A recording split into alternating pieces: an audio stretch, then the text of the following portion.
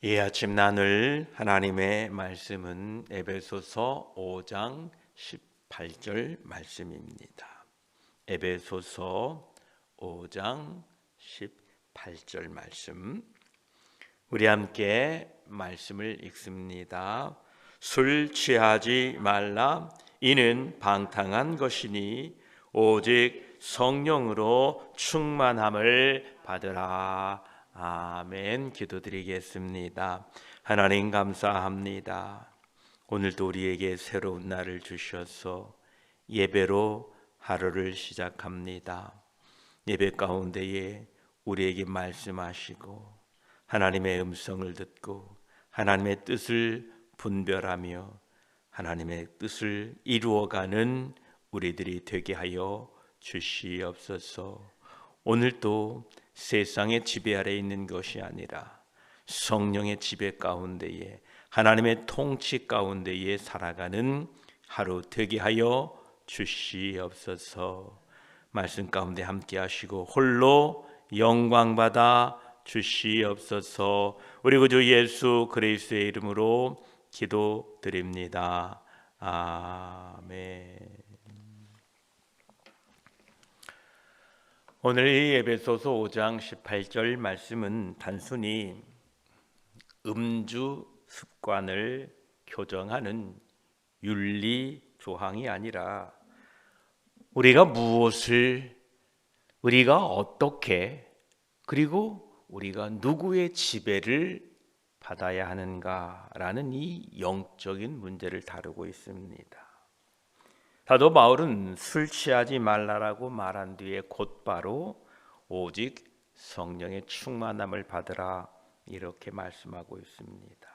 이 본문의 핵심은 단순히 술을 피하라라는 것이 아니고요, 술의 지배, 즉 세상의 지배, 타락의 지배 아래 있지 말고 성령의 지배 아래 있으라라는 말씀입니다. 오늘 이 18절 말씀은 두 가지 상태를 대조하고 있습니다. 첫째는 부정적인 측면이죠. 술 취하지 말라. 또 다른 대조는 성령으로 충만함을 받으라. 긍정적인 명령을 하고 있습니다. 그래서 사도 바울은 단순히 이 술과 성령을 나란히 놓는 것이 아니라 인간이 지배하고 있는, 인간이 지배당하고 있는 이 두 가지 상태를 우리에게 대조시켜 주고 있는 것입니다. 사람이 술의 지배를 받느냐, 성령의 지배를 받느냐, 이것을 지금 우리에게 보여주고 있습니다. 술은요, 사람의 인식과 판단을 흐리게 합니다. 반면에 성령 하나님은 사람의 인격과 삶을 바르게 다스립니다. 그래서 오늘 본문은 무엇을 마시는가라는 내용보다는 누가 나를 지배하는가, 이 내용입니다.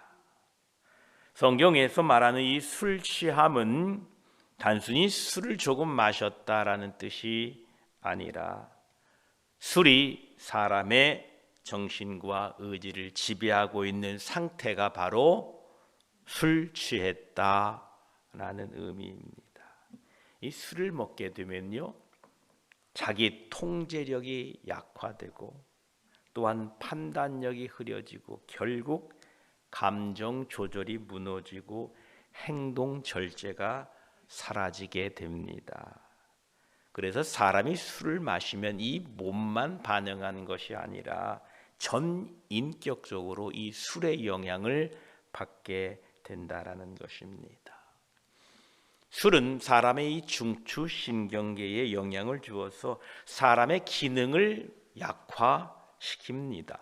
처음에 술을 잡수시면 긴장이 풀리고 기분이 올라가는 것처럼 보일 수는 있지만 실제로는 이 사람의 억제 기능이 모두 무너지게 된다라는 것입니다. 판단력이 약화됩니다. 옳고 그름을 판단할 수 있는 힘이 약해집니다. 실제로 이 술을 마시게 되면 우리는 판단력이 흐려져서 옳고 그름을 우리는 판단할 수 없습니다. 그래서 술을 잡수시고 운전하는 것을 매우 위험한 일이다 말하는 것은 바로 술을 먹게 되면 판단력이 흐려지게 됩니다. 어떤 일에 대하여 깊이 생각할 수 없습니다. 의지력도 약해집니다. 자제력을 상실하고 맙니다. 하지 말아야 될 행동을 멈추기가 어렵습니다. 충동이 더 쉽게 우리 마음속에서 생기고 그것이 표출되게 됩니다. 이만큼 우리 자제력이, 우리의 모든 것 기능이 상실된다는 겁니다. 감정이 통제되지 않습니다. 작은 것에서 크게 반응하고 또 분노와 슬픔 이런 것들이 폭발되고 우리 말이 거칠어지게 됩니다. 우리 신체도 더할 나위 없이 균형 감각도 잃어버리고 반응 속도도 저하되고 결국은 비틀비틀해서 넘어지기도 합니다. 이처럼 술은 사람을 자유롭게 하는 것이 아니라 자기 통제와 분별력을 상실케 한다. 빼앗아 가는 것이 바로 술입니다. 이처럼 술은 우리의 신체적으로 위험할 뿐만 아니라 우리의 영적인 측면에서도 아주 위험합니다. 사도 바울이 오늘 술 취하지 말라라는 것은 단순히 금주하라, 단지 건강을 위해서 술 먹지 마라라는 것이 아니라 바로 영적으로 해악이 있기 때문에 술 취하지 말라라고 말씀합니다. 우리가 술을 먹게 되면 마음이 둔하여 짐으로 말미암아 죄에 대한 경계심이 무너집니다. 분별력이 약화됩니다. 유혹에 대한 이 저항력이 떨어지게 됩니다. 하나님 앞에서 깨어있는 사람이 되어야 되는데 그렇지 못합니다. 우리 성도들은 하나님 앞에서 깨어있는 사람들입니다. 그런데 술 취함으로 말미암아 그 영적으로 깨어있는 것이 무너지게 됩니다. 그래서 사도 바울은 술 취하지 말라라고 말합니다. 이것은 단순히 술을 먹지 말라라는 금지 명령이 아니라 내 영혼을 마비시키는 것을, 그 지배를 거부해라, 물리쳐라 라는 뜻입니다. 사람이 술을 취하게 되면요, 술을 먹게 되면 그 술 먹는 것으로 끝나는 것이 아니라 방탕으로 이어지게 됩니다. 18절 말씀에도 술 취하지 말라, 이는 방탕한 것이니. 여기에 나오는 이 방탕은 그저 흥청망청 이 수준이 아닙니다. 방탕은 도덕적 절제를 상실합니다. 도덕적으로 해이해집니다. 삶의 방향을 잃어버립니다. 욕망이 통제가 안 됩니다. 자신이 결국 무너진 상태, 술은 자신을 무너뜨리게 된다라는 것입니다. 방탕은 자신을 바르게 다스리지 못했기 때문에 결국은 우리의 삶이 무너지게 된다라는 것입니다. 이 술 취함으로 말미암아 사람 안에 있는 이 억제 장치가 다 약하게 되어서 결국은 우리 안에 있는 이 내면의 죄성과 욕망이 쉽게 밖으로 드러나기 때문에 술 취하지 말라라는 것입니다. 술 취하면요, 판단력이 흐려지지요, 의지력도 약해지지요, 충동은 더 강해지지요, 죄에 대한 저항력은 약해지지요, 절제가 무너지지요, 방탕한 행동으로 이어지지요. 이것은 매우 현실적인 것입니다. 그래서 여러분, 우리는 술 취하지 말아야 됩니다. 술 잡수시면요, 말이 거칠어지고요, 성적인 절제가 약해지고요, 분노가 폭발하고요, 관계가 깨어지고요, 부끄러운 행동을 하게 되고요, 책임감 없는 행동을 하게 되고, 술 취하면 단순한 상태가 아니라 방탕으로 향하는 문을 여는 것입니다. 그래서 저와 여러분, 우리는 술 취하면 안 됩니다. 영적으로 우리는 깨어 있는 하나님을 따른 백성이라는 것을 꼭 기억하시기 바랍니다. 사도 바울이 왜 그처럼 술 취하지 말라라고 말씀하고 있는지를 우리 이 아침에 다시 한번 깊이 깨달아야 될 것입니다. 그렇습니다. 우리는 술 취하는 대신에 성령의 충만함을 받아야 됩니다. 사도 바울은 술 취하는 대신에 오늘 18절 후반부에 오직 성령으로 충만함을 받으라 이렇게 말씀하십니다. 먼저 우리는 여기에서 성령의 세례와 성령의 충만을 잠깐 살펴보고 말씀을 계속 나누겠습니다. 오늘 본문은 성령으로 충만함을 받으라 이렇게 말씀하십니다. 우리는 성령의 세례를 이미 받았습니다. 이 성령 세례는 사람을 그리스도에 연합되게 만드는 하나님의 특별한 사역이셨습니다. 그래서 성령 세례는 구원과 연결되는 아주 근본적인 사건이 바로 성령 세례입니다. 이것은 단 한 번 일어나는 사건이지요. 이 성령 세례를 통하여 우리의 신분이 변화되었습니다. 저와 여러분들은 이미 모두 성령 세례를 받았습니다. 오늘 사도 바울이 말하고 있는 이 성령의 충만은 성령께서 우리의 삶에 지속적으로 다스릴 수 있도록 우리 안에 반복적으로 경험되어지는 현재적인 상태가 바로 성령의 충만입니다. 이 성령의 충만은 우리가 날마다 계속해서 구해야 되는 것입니다. 이 성령 충만을 통하여 우리의 삶의 지배의 능력, 우리의 삶이 하나님 앞에 순종하게 된다라는 것입니다. 그렇습니다.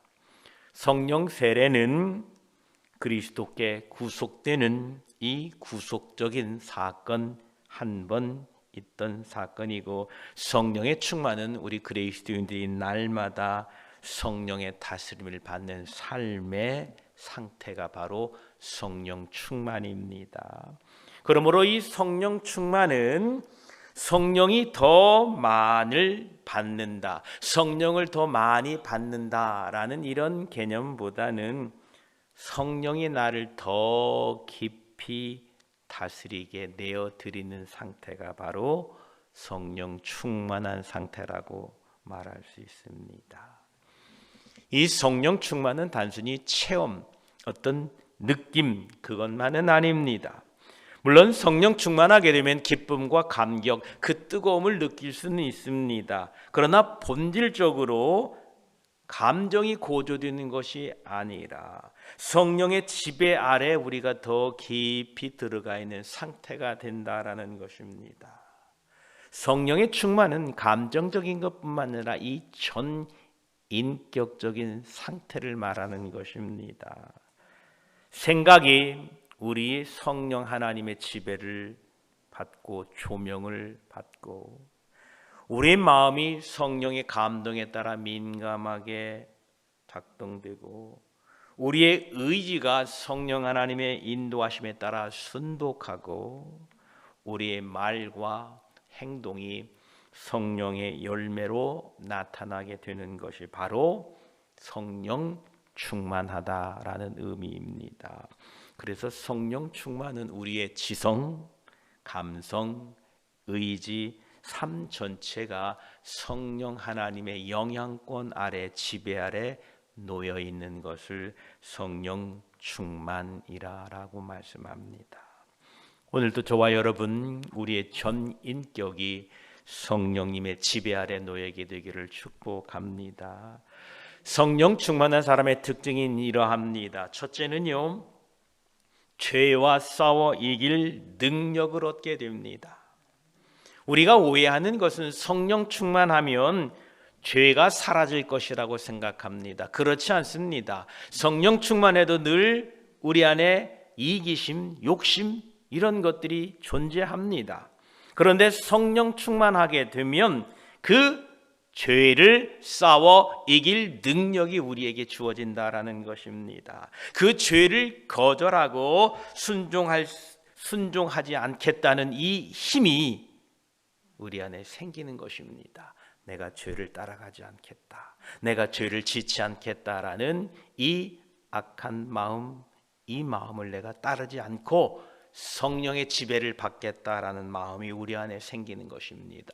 그래서 성령 충만한 분들은 죄가 사라지는 것은 아닐지라도 우리 마음에 나쁜 마음이 올라오고 욕심이 올라오고 우리 안에 여러 가지 욕망이 올라올 때마다 그것을 이기는 힘이 우리 안에 작동된다라는 것입니다.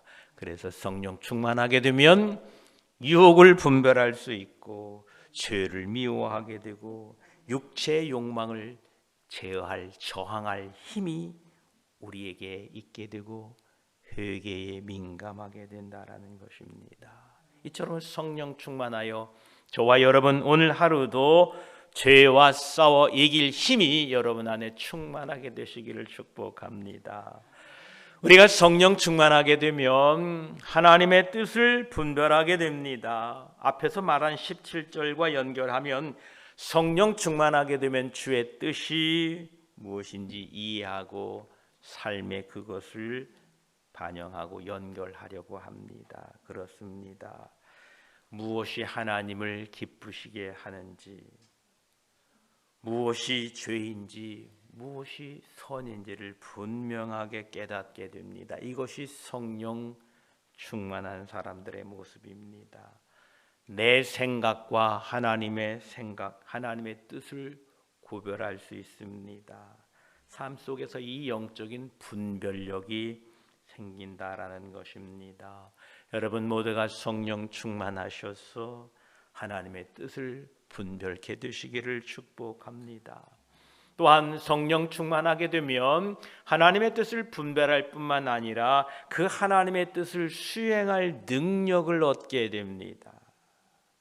우리는 하나님의 뜻을 아는 것으로 충분하지 않습니다. 하나님의 뜻을 알아야 됩니다. 구분해야 됩니다. 분별해야 됩니다. 그러나 더 중요한 것은 그 뜻을 실행하고 순종하고 실천해야 됩니다. 성령 충만하게 되면 이러한 실천할 수 있는, 실행할 수 있는 힘을 우리가 갖게 된다라는 것입니다. 순종할 수 있는 용기가 우리 안에 있습니다. 섬길 힘이 있습니다. 인내할 능력이 있습니다. 예수 그리스도를 증언할 담대함이 있습니다. 사랑할 수 있는 능력을 우리에게 줍니다. 바로 이것이 성령 충만으로 말미암아 하나님의 뜻을 아는 지혜와 그 뜻을 행할 수 있는 능력이 우리에게 임한다라는 사실입니다. 그래서 성령 충만하면 죄와 싸워 이길 힘이 생기고 하나님의 뜻을 분별할 수 있는 분별력이 생기고 또한 그것을 뜻을 이룰 수 있는 힘이 우리에게 주어진다라는 사실입니다. 그렇다면 우리에게 성령 충만의 실제 모습은 어떨까요? 성령 충만은 어떤 비현실적인 체험이 아닙니다. 성령 충만은 우리의 삶 속에서 열매로 드러납니다. 성령 충만해지면요 말이 거룩해져요. 성령 충만해지면요 관계가 평화가 일어나요. 하나님과 사람과. 성령 충만하게 되면 예배가 살아납니다. 예배가 너무 좋고 예배 시간이 너무 귀하고 성령 충만하게 되면 감사가 회복됩니다. 이래도 감사, 저래도 감사. 성령 충만하게 되면 하나님의 말씀에 순종이 실제가 됩니다. 주님, 제가 순종하겠습니다. 성령 충만하게 되면 삶의 절제가 있고 섬김이 있게 됩니다. 성령 충만하게 되면 하나님의 나라를 위하여 열심하는 마음이 생깁니다. 이 모두가 성령 충만의 삶의 결과입니다. 그래서 우리는 늘 이 성령 충만을 강구하고 성령 충만하기 위하여 힘쓰고 애써야 될 것입니다. 술 취하면 사람이 무너지지만 성령 충만하면 사람이 세워집니다. 술 취하면 판단력이 흐려지지만 성령 충만하게 되면 분별력이 밝아집니다. 술 취함은 방탕으로 우리를 이끌지만 성령 충만하게 되면 거룩과 순종으로 우리의 삶을 이끕니다. 오늘 에베소서 5장 18절 말씀은 우리 사람이 무엇의 지배를 받아야 하는가에 대한 질문을 하고 있습니다. 술 취함은 이 술이 사람의 정신과 의지와 판단력을 지배하는 상태이고 이로 인하여 자제력이 약해지고 죄에 대한 저항력이 낮아지며 결국 방탕으로 이어집니다. 그래서 사도 바울은 성도들에게 술 취하지 말라라고 권면합니다. 이것은 단순한 음주의 문제가 아니라 영적으로 깨어 있음과 거룩함을 지키라 라는 명령입니다. 반대로 우리는 술 취하지 아니하고 성령 충만케 되어야 합니다.